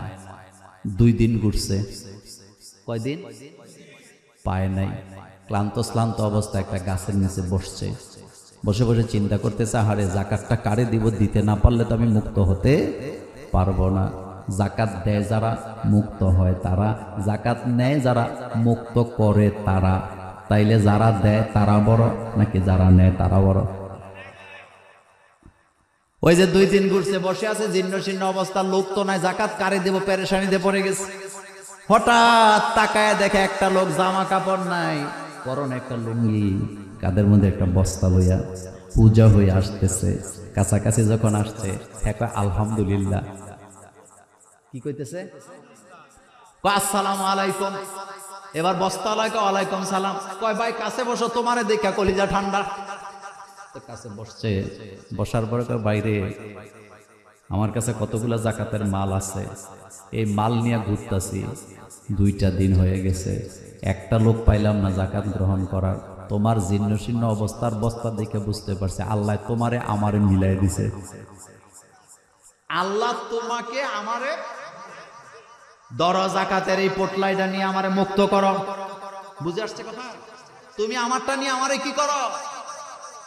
এবার বস্তাওয়ালায় চোখ রাঙ্গায় তাকায় কয়, বেটা ফাইজলামি করো, কয়দিন ঘুরতেছ? কয় এই পোটলা লইয়া 2 দিন ঘুরি। এবার বস্তাওয়ালা কয়, আমার কান দেখি। কয় বস্তা? কয় তুমি ঘুরো 2 দিন, আমি বস্তা নিয়ে ঘুরি 7 দিন, এ পর্যন্ত জাকাত গ্রহণ করার একটা লোক আমি পাই না। আল্লাহু আকবার। জাকাত দিলে মাল বাড়ে না কমে? বাড়ে। আমাদের দেশের ইমাম সাহেবরা এই মাসালাটা অনেক ক্ষেত্রে ভুল কয়। জাকাত দিলে মাল বাড়ে, কিন্তু কার মাল? যে দেয় তারটা না রাষ্ট্রের মাল বাড়ে? এই জায়গায় ভুলটা করে। শোনেন কিভাবে বাড়ে শোনেন। মনে করেন আমাদের বাংলাদেশে 5 লক্ষ লোকের উপরে জাকাত খরচ। কয় লাখ? মনোযোগ আছে? ইসলামের আইন হলো, ইসলামী অর্থনীতির বিধান হলো, এই 5 লক্ষ লোক জাকাত দিবে। 5 লক্ষ লোককে এমন পরিমাণে দিবে যাতে জাকাতের মাল পায় তারা স্বাবলম্বী হয়ে যায়। কি হয়ে যায়? তাহলে 2025 সালে জাকাত দিল কয় লাখ লোক? পাইছে কয় লাখ? 5 লাখ। কিন্তু যেই 5 লক্ষ লোকের জাকাত দিল, তারা এমন পরিমাণে জাকাত পাইছে, এগুলা দিয়ে গরু কিনছে, দোকান দিছে, ব্যবসা বাণিজ্য করছে। করার পরে দেখা গেছে 2025 সালে জাকাত দিছিল 5 লাখ লোকে, কিন্তু 2025 সালে যারা জাকাত খাইছে তাদের মধ্য থেকে আবার 5 লাখ, তারা নিজেরা এখন স্বাবলম্বী হয়ে, তারা নিজেরা এখন জাকাত দাতা হয়েছে। তাহলে আগে 5, এখন 5, কত হয়েছে? তো 2026 সালে যাওয়ার পরে জাকাত দাতা এখন কয়জন? 10 লাখ। বলেন না কয় লাখ? 25-এ দিছিল কয় লাখ? এখন দাতা কয় লাখ? এখন 10 লাখ লোকে আবার জাকাত দিছে 10 লাখের। ওই 10 লাখ লোক আবার স্বাবলম্বী হয়েছে। এবার 27 সালে যাইয়া জাকাত দাতা হয়ে গেছে 20 লাখ। এইভাবে করে যদি বাংলাদেশে 5 বছর জাকাত দেন, আমি মোল্লা নাজিম আপনাকে লিখিত দেব, বাংলাদেশে গরিব খুঁজে পাওয়া যাবে না। কিন্তু কপাল পড়া মুসলমান জাকাতটা সঠিকভাবে ডিস্ট্রিবিউট না করার কারণে, আদায় না করার কারণে যে জাকাত খায় 40 বছর ধরে খাইতেই আছে। কথা ঠিক না? যাদের নাম লিস্ট করছে ডায়েরিতে 40 বছর আগে জাকাত দেওয়ার জন্য, যারা দেয় যায় দেখবেন তাদের লিস্টিতে 1990 সালে যার নাম, 2025 সালেও তার নাম আছে। কথাকে বুঝাইতে পারলাম? এই জন্য জাকাত আসে নাই। জাকাত আসছে এমন পরিমাণে দিবেন যাতে সে স্বাবলম্বী হয়ে যায়। এই আইডিয়া কার? নামাজের কথা যেখানে, জাকাতের কথাও। কিন্তু আমরা কি করি? জাকাতের লুঙ্গি কিনা, লুঙ্গি তো লুঙ্গি, মশারির চেয়ে আরো খারাপ। আমাদের কুমিল্লার দিকে আছে, ঢাকার দিকে আছে, ওই যে নরসিংদী বাবুরহাটে গিয়া দোকানের মধ্যে লেখা থাকে জাকাতের কাপড় পাওয়া যায়। তুই নিজে জাকাত দিস নাকি? জাকাতের কাপড় মানিস? শোনেন, জাকাত, ছাগলের জাকাত ছাগল, গরুর জাকাত গরু। মনোযোগ আছে? ওটের জাকাত উট দেয়নি। টাকা লইয়া কারা খায়? টাকা দিয়ে জাকাত দিলে জাকাত হবে না, এটা আমি একবারও বলি নাই। কিন্তু মূল জাকাত হলো যেই জিনিসের জাকাত সেই জিনিস দিয়ে কি করবেন? জাকাত আদায় করবেন। তো রমজানের মাস, ফিদিয়াতুন তাআমু মিসকিন, যদি রোজা রাখতে না পারেন তাহলে ফিদিয়া দিবেন। বলেন কি দিবেন? আর ফিদিয়া হলো একজন মিসকিনকে খাওয়াবেন। আপনি যেমন খাচ্ছেন তাকেও কি তেমন খাওয়াবেন। ফামান তাতাওয়া খায়রান ফাহুয়া খায়রুল লাকুম।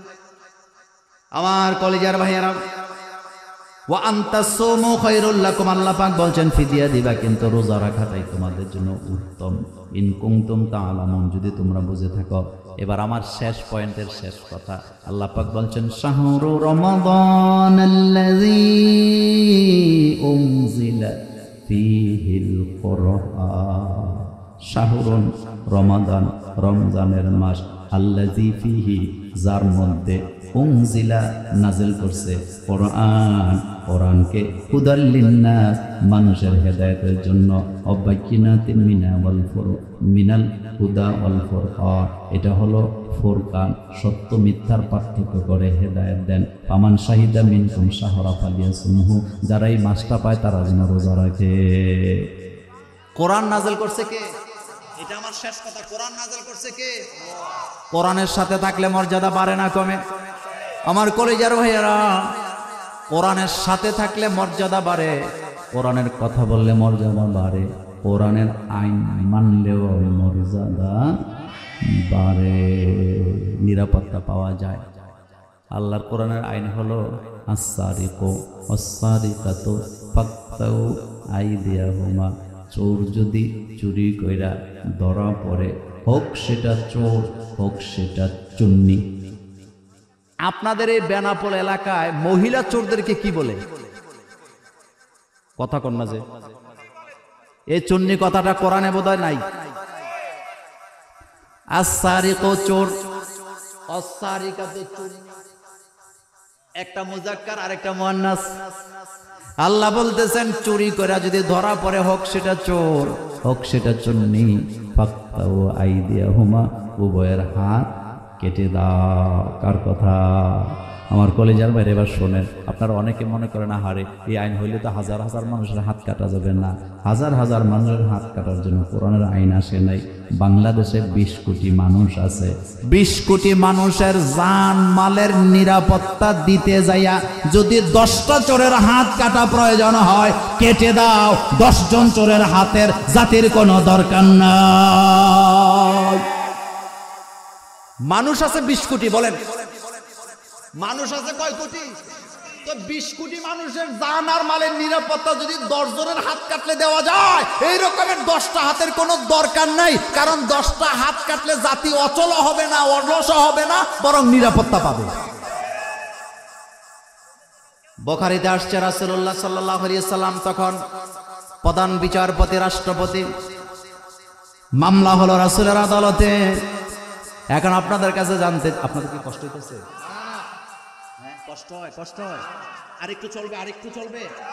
শুনেন, রাসূলুল্লাহ প্রধান বিচারপতি ছিল না? বিচার করতে ব্রেন লাগে। বলেন কি লাগে?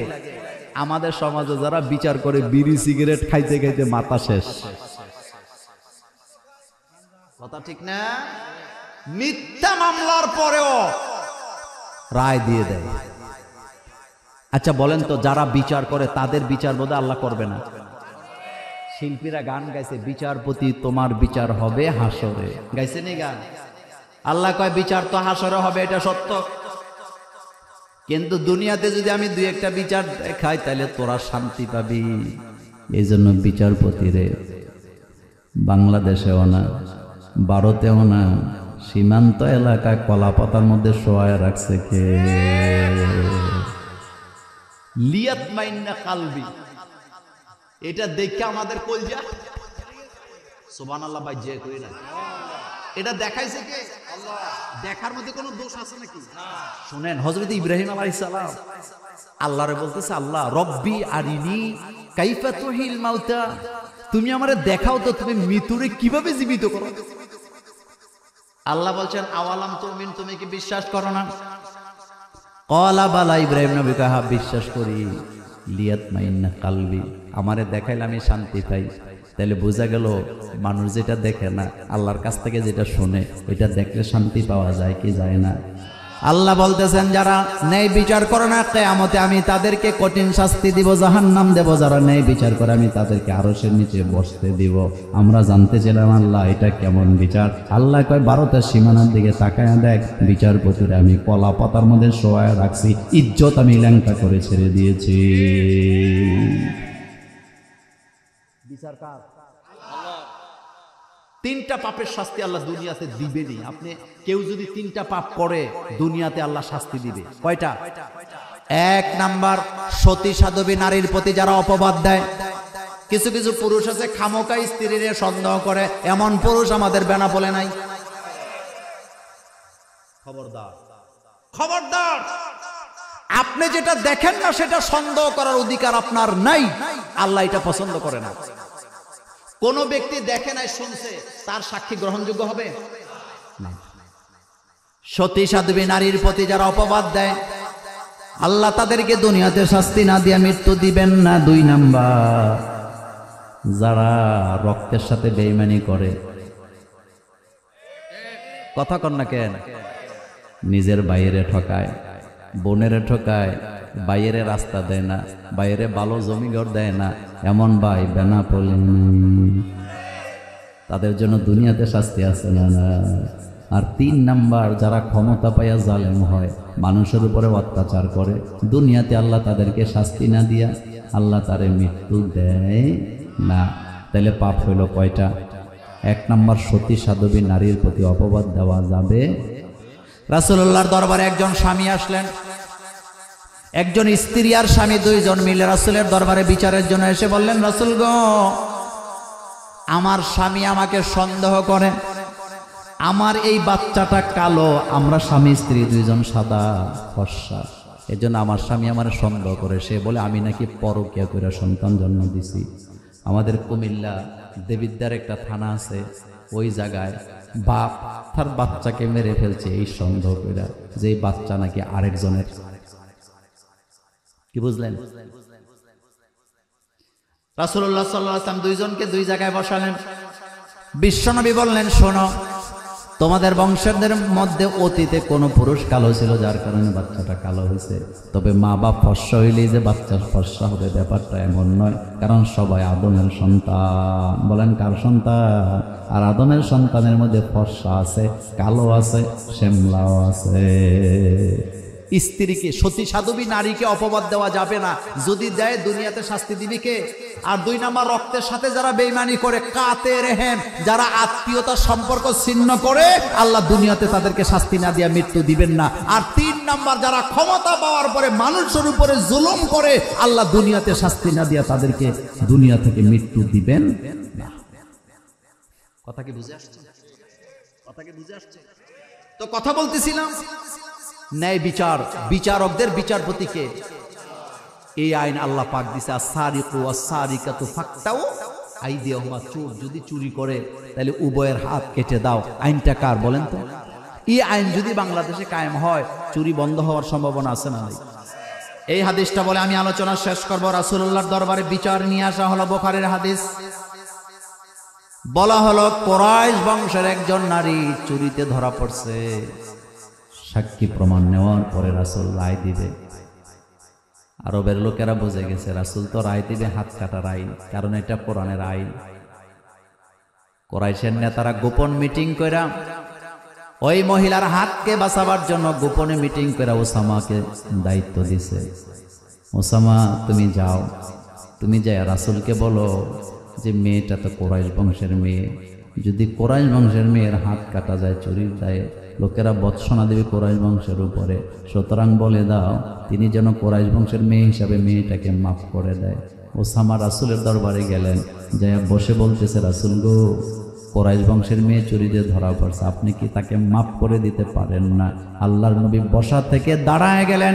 আল্লাহর নবী বললেন, ওসামা শোনো, তুমি কি আমাকে আল্লাহর আইনের উপরে আমাকে পরামর্শ দিতে আসছো? আল্লাহর জাতের কসম করে বলে এটা তো কুরাইশ বংশের মেয়ে, আমার নিজের মেয়ে ফাতেমাও যদি চুরি করে ধরা পড়তো, আল্লাহর জাতের কসম আমি আমার মেয়ের হাত কেটে দিতাম। আল্লাহু আকবার। কারণ চোরের কোনো শ্বশুর বাড়ি নেই। কথা কন না কেন? চোরের কাছে কোনো মসজিদ নেই, হেতে মসজিদের মাইক চুরি করে লয়ে যায়, হেতে মাহফিলে গেলে পকেট মারে। আপনাদের যশোরে হয়েছে কিনা? চোরের কোনো কি নাই শ্বশুর বাড়ি। শোনেন, কুমিল্লা পুলিশ লাইনে বিরাট মাঠ, পুলিশ লাইন, তো এই মাঠে ঈদের নামাজ চলতেছে। কি নামাজ? ঈদের নামাজ। পুলিশ লাইনের মাঠে আমার বক্তৃতা চলতেছে। তো পুলিশ লাইনে মূলত নামাজ পড়ে SP, DC, RI সাবরা, additional SP যারা আছে, প্রশাসনের লোকেরা।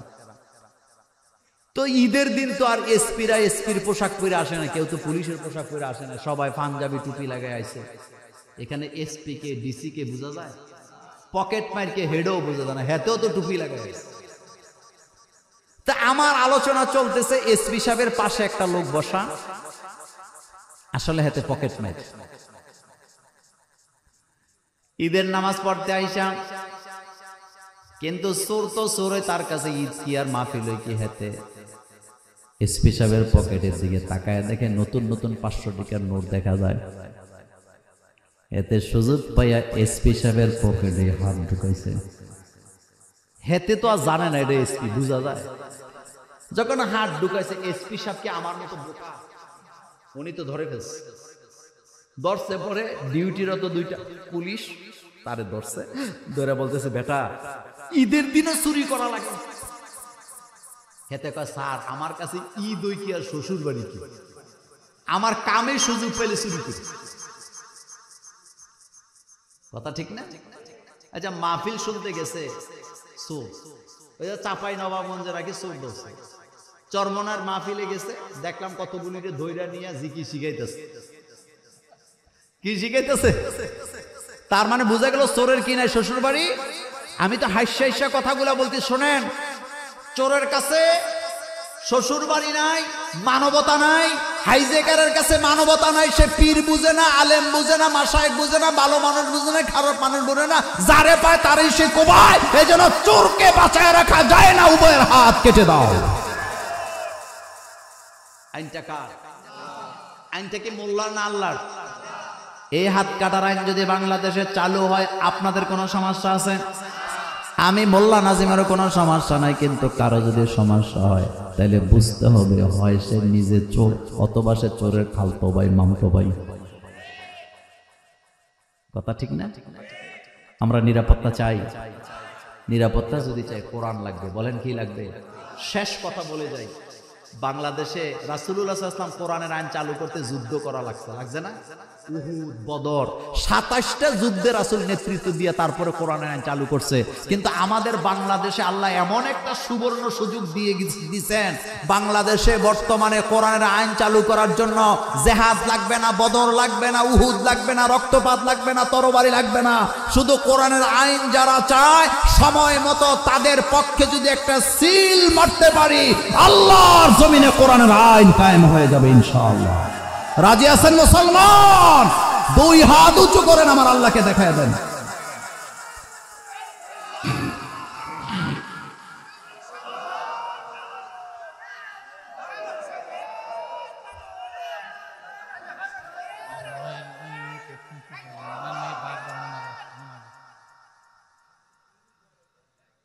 এটা তো উচিত না।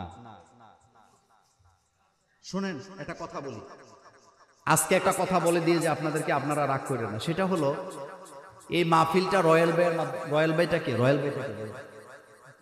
প্রতিষ্ঠাতা না? এই যে ওনার নাম নিচে দোয়া করছে, দোয়া হয়েছে কথা কন না কেন? আলাদা করে 10 মিনিট ওনার নামে প্রশংসা করতে হবে? এটা করলে কি আল্লাহ খুশি হবেন? উনিও কি খুশি হবেন না? এবার শোনেন, নেক কাজের সাক্ষী সবার আগে কে হয়? নিয়ত করার সাথে সাথে নেক কে দেয়? আল্লাহ পাক দেয়। কোরআনুল কারীমের কোথাও আপনি নবীদের কোনো প্রশংসা আপনি পাবেন না। কিন্তু নবীরা কি ভালো কাজ করেননি? যারা মসজিদ মাদ্রাসা বানায়, তাদের জন্য জান্নাতে ঘর বানায় কে? এই ঘোষণাটা কি মোল্লার না আল্লাহ? এরপরে আর কোনো ঘোষণা আছে? নাই। আরেকটা কথা বলে রাগ করে না, এটা হলো আমি কারোর তেল মারতে পারি না, এটা আমার অভ্যাসে নেই। আমি মসজিদে যে ইমামতি করি, অকরে আল্লাহ, এই যে কথা রেকর্ড হয়, আমি আল্লাহকে সাক্ষী রেখে বলি, 22 বছর একই মসজিদে জুমার নামাজ পড়াইছি, সভাপতি আমাকে কোনোদিন ওনার বাসায় নিতে পারেন, অর্ডার দিয়া যে আমার সাথে দেখা করেন, আল্লাহি আমাকে পারে নাই। এখন আরেকটা মসজিদে জুমা পড়াই, কমিটি আমি গঠন করি, আমার সাথে কমিটির কোনো নেই, দ্বন্দ্ব নাই। কিন্তু যেদিন কমিটি আমার উপরে মাতাব্বরি করবে, আমি আপনাদেরকে সাক্ষী রেখে বলে গেলাম আমি আর জীবনে ইমামতি করব না। কারণ মসজিদে আমার ইমামতি চলে, এই জন্য সর্দারিটা কার চলবে? কিছু কিছু ইমাম আছে মুনাজাত ধরলে মসজিদ যারা বানাইছে, মাদ্রাসা যারা তাদের নাম বলতে বলতে 10 মিনিট মুনাজাতে শেষ। এটি আমারে বললে আমার জিদ উঠে, আমি এটা পারি না, কারণ আমি প্রশংসা করি কার? ফামাইয়ামাল মিসকালা যাররাতিন খাইরান ইয়ারা ওয়া মাইয়ামাল মিসকালা যাররাতিন শাররান ইয়ারা। আমি যে কথাগুলো বললাম, রয়্যাল পরিবারের লোকেরা আপনারা কি কষ্ট পাবেন? অন্তর থেকে বলেন কষ্ট পাবেন? আবার হাদিয়া রেখে দিবেন না যে হুজুরে আমাদের প্রশংসা করছে না। যেই জিনিস আপনারা লাগাইছেন গাছ, হতে পারে এটার উসিলায় আপনাদের 14 পুরুষ জান্নাতে চলে যাবে। এটার মধ্যে আপনারা পানি ডালেন, এখানে ইবাদত করেন। বলেন তো আমরা কি কাবা ঘরের ইমামতি, মানে কাবা ঘরের গোলামি করি না কাবার মালিকের গোলামি করি? আমরা কি মসজিদের গোলামি করি না মসজিদের মালিকের গোলামি করি? ফালিয়াবুদু পড়েন, ফালিয়াবুদু রাব্ব হাযাল বাইত আল্লাযী আত'আমাহুম মিন জু' ওয়া আমানাহুম মিন খাউফ। আল্লাহর ঘরের গোলামি যারা করে তাদের থেকে ভয় ভীতি গজব আযাব সবকিছু দূর করে দেয় কে? আল্লাহু আকবার। সুতরাং আমরা দোয়া করব এই পরিবারকে যেন আল্লাহ কবুল করেন, কারণ তারা ইচ্ছা করলে অন্য কিছু করতে পারতেন, কিন্তু তারা একটা এতিমখানা বানাইছে। এতিমদেরকে যারা আশ্রয় দেয় তাদেরকে ভালোবাসে কে? আল্লাহ পাক কোরআনে বলছে এতিমের মালের কাছে যাইও না, যাইও তার মালটাকে রক্ষণবেক্ষণ করার জন্য। আবার আল্লাহ পাক বলছে এতিমের মাল খাইও না, যারা এতিমের মাল খায় তারা পেটের ভিতরে কি ঢুকায়? আর সেই এতিমখানা আপনারা বানাইছেন। দোয়া কর, আর দোয়া চাওয়ার কোনো দরকার নাই। নাম্বার 2, রাসূল বললেন তোমরা যখন কারো ঘরে খাও দোয়া না করে যাবা না। হাদিস মনে থাকবে না? দোয়া না করে যাবা না, কারণ তোমার দোয়া আল্লাহর দরবারে কবুল হয়ে যাবে। এজন্য রাসূল যখনই কারো ঘরে খাইতেন তার ছেলে মেয়ে আত্মীয় স্বজন 14 গোষ্ঠীর জন্য দোয়া করে দিতেন। আমিও আজকে যখন তাদের এখানে খাইছি, অনেক বড় মাছ খাওয়াইছে, তো গরু গোশত খাওয়াইছে খুব মজার, আবার যশোরের আলুর ডাল কি খাওয়াইছে। আমি কিন্তু রুমে বসে বসে দোয়া করে দিছি অলরেডি, এখনো দোয়া হবে। আপনারা কষ্ট পাইছেন? আল্লাহ যদি বাঁচায় রাখে হয় দেখা হবে, না হলে হাসরের মাঠে হবে। আল্লাহ যেন আমাদেরকে কবুল করেন, আমরা বলি আমিন। এখন মোনাজাত হবে, মোনাজাত হবে। তো মোনাজাতের আগে আপনাদের কমিটির কোনো কথা আছে?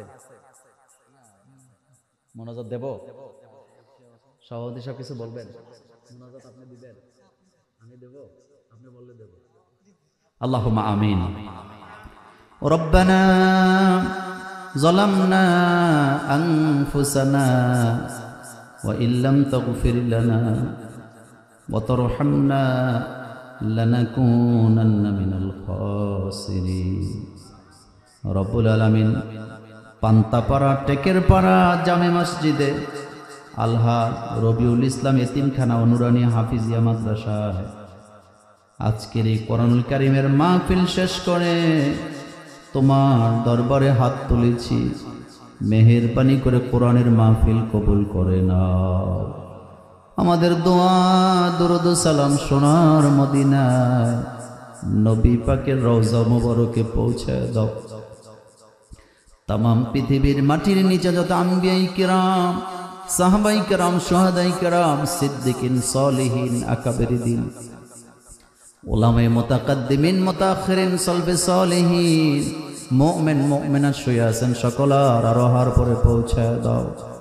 আমাদের মুরব্বী, আমাদের উস্তাদ, আমাদের দাদা দাদি, নানা নানি, দাদার বংশ, দাদির বংশ, নানার বংশ, নানির বংশ থেকে যারাই কবরে চলে গেছে আল্লাহ তাদের কবরের আযাব মাফ করে দাও। আমার মতো যাদের আব্বা নাই, আম্মা নাই, আল্লাহ আমি আমার আম্মারে হারাইছি 27 বছর চলে। আমি আমার আব্বারে হারাইছি 25 বছর চলে আল্লাহ। আমার মতো যাদের আব্বা আম্মা দুনিয়া থেকে বিদায় হয়ে গেছে আল্লাহ, আব্বা আম্মার কবর জান্নাত বানায়া দাও।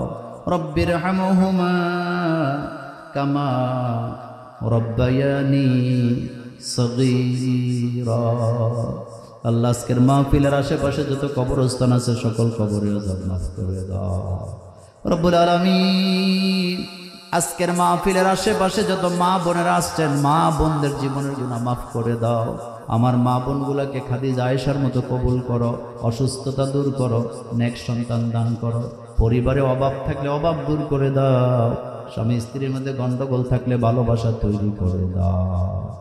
আজকের মাহফিলে আমার সভাপতির মতো যাদের দাড়ি সাদা হয়ে গেছে আল্লাহ, আমার আবুল হাশেম সাহেব সহ মুরব্বী যারা আছে, দয়া করে তাদের জীবনের সকল গুনাহ মাফ করো। হযরত আবু বকর সিদ্দিকের সাথে হাসর নসিব করে দাও।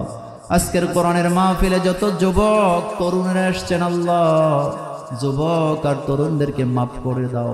হযরতে বেলাল আর খাব্বাবের মতো কবুল করে নাও রব্বুল আলামিন। আল্লাহ তাআলা আলহাজ রবিউল ইসলাম সাহেবের কবরটাকে জান্নাতের বাগান বানায় দাও। দুনিয়াতে যে সদকায়ে জারিয়া এতিমখানা মাদ্রাসা মসজিদ রেখে গেছে আল্লাহ, জীবনের নেক কাজের বিনিময়ে তুমি তোমার বান্দাকে মাফ করো। তার পরিবারে যারা জীবিত আছে তাদের প্রতি খাস রহমত নাযিল করে দাও আল্লাহ। রয়েল সাহেবের পরিবারের উপরে তুমি রহম করো, যারা জীবিত আছে তাদের প্রতি রহম করো আল্লাহ। যারা দুনিয়া থেকে বিদায় হয়ে গেছে জান্নাতে উঁচু মাকাম দান করে দাও। মেসার্স রয়্যাল এন্টারপ্রাইজকে তুমি বারাকা দান করো রব্বুল আলামিন। আমার প্রিয় প্রফেসর জাহাঙ্গীর আলম সাহেব একটা মাদ্রাসা করার জন্য নিয়ত করছে আল্লাহ। কত পেরেশানি দেখলাম, মাদ্রাসা করবে।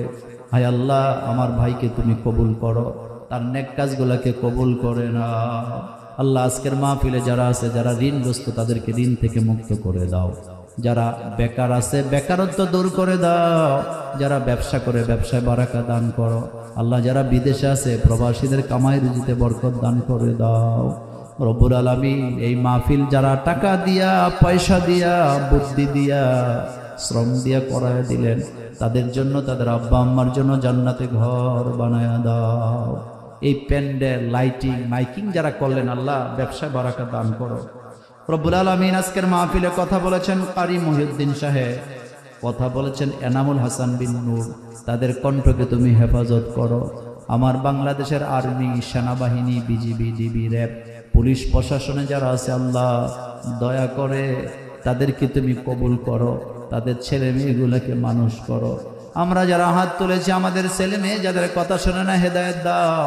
চক্ষু শীতলকারী ছেলে মেয়ে বানাও আল্লাহ। রমজানের বারাকা আমাদেরকে দান করে দাও। মক্কা মদিনায় যারা যেতে পারে না আল্লাহ, মক্কা মদিনায় যাওয়ার তৌফিক দাও। বিশ্ব নবীকে স্বপ্নে দেখার তৌফিক দাও আল্লাহ। এই গ্রামে যতগুলা মসজিদ আছে, মাদ্রাসা আছে, কবরস্থান আছে আল্লাহ, ঈদগাহ আছে, জমিদাতাদের জন্য জান্নাতে ঘর বানায় দাও।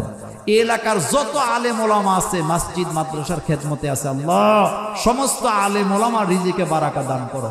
যারা শিক্ষকতার পেশায় আছে আল্লাহ, তাদের ইজ্জত সম্মানকে তুমি বাড়ায়া দাও আল্লাহ। হক পথে চলার তৌফিক দান করো আল্লাহ। হকের পথে চলার তৌফিক দান করো আল্লাহ। আমাদের হৃদয়টাকে ঈমান দিয়ে ভরপুর করো। কুফুরি থেকে আমাদেরকে হেফাজত করো। বেদাত শিরিক থেকে আমাদেরকে বাঁচাও। এই মসজিদকে তুমি কবুল করো। মসজিদের আশেপাশে চতুর্পাশে আল্লাহ, এই এলাকায় যত গোরস্থান আছে, নাম জানা অজানা, সকল কবরের আযাব মাফ করে দাও রব্বুল আলামিন। আয় আল্লাহ, আমার বাংলাদেশে যারা কোরআনের কথা বলে তাদেরকে তুমি হেফাজত করো। আমার বাংলাদেশের মানচিত্রকে হেফাজত করো। যারা কোরআন বোঝে না, কোরআন বোঝার তৌফিক দাও রব্বুল আলামিন। আয় আল্লাহ, জানি না কার জন্য সাদা কাফনের কাপড় তৈরি হয়ে বাজারে চলে আসছে, জানি না কার জন্য মসজিদের খাটিয়াটা অপেক্ষা করছে। যেদিন দুনিয়া থেকে বিদায় নেব, আমাদের জবানে পড়ায়া দিও লা ইলাহা ইল্লাল্লাহু মুহাম্মাদুর রাসূলুল্লাহ সাল্লাল্লাহু আলাইহি ওয়াসাল্লাম। ওয়াসসালামু আলাইকুম ওয়া রাহমাতুল্লাহি ওয়া বারাকাতুহু। সুবহানাকা আল্লাহুম্মা ওয়া বিহামদিকা আশহাদু আল্লা ইলাহা ইল্লা আনতা আস্তাগফিরুকা ওয়া আতুবু ইলাইক।